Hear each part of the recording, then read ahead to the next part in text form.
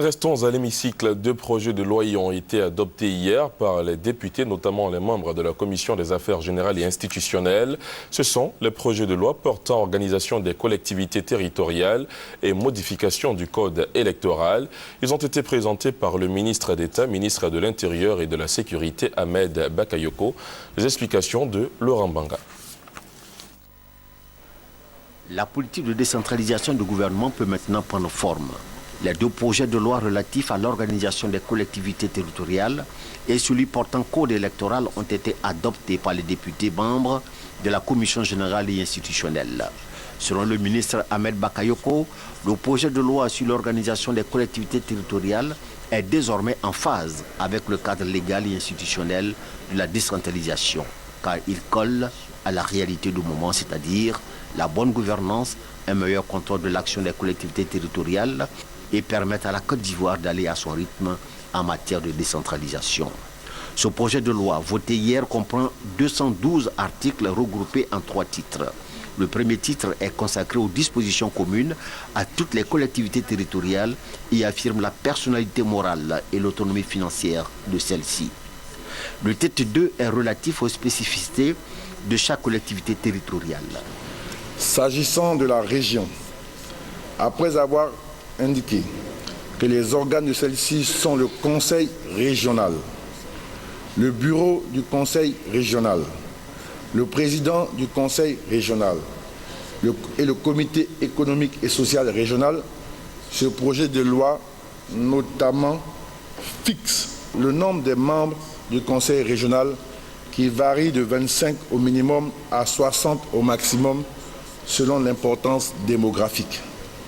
Donne la possibilité au Conseil régional de créer en son sein 7 commissions permanentes chargées d'étudier et de suivre des questions bien définies.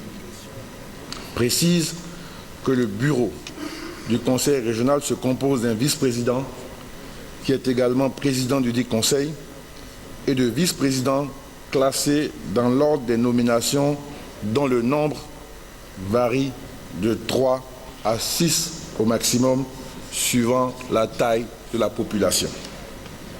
Prévoit la création au sein de la région d'un organe consultatif dénommé Conseil économique et social régional chargé de donner son avis sur toute matière, soit sur saisine du président du Conseil régional, soit de sa propre initiative, soit à la demande du Conseil régional ou de l'autorité de tutelle.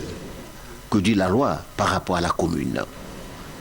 Concernant la commune, dont les organes sont le conseil municipal, la municipalité et le maire, le nombre de ces conseillers varie selon l'importance de la population de 25 au minimum à 50 au maximum.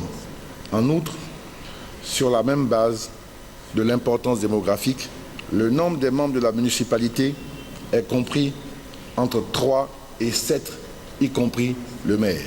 Enfin, le titre 3 traite des dispositions diverses et finales qui précisent que le contrôle de l'autorité de tutelle est un contrôle a priori, c'est-à-dire que des actes pris par le conseil municipal ou le conseil régional ne sont exécutoires qu'après approbation par l'autorité de tutelle.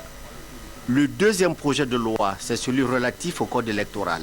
Ce texte a été modifié en ses articles 120, 121, 128, 149, 150 et 157.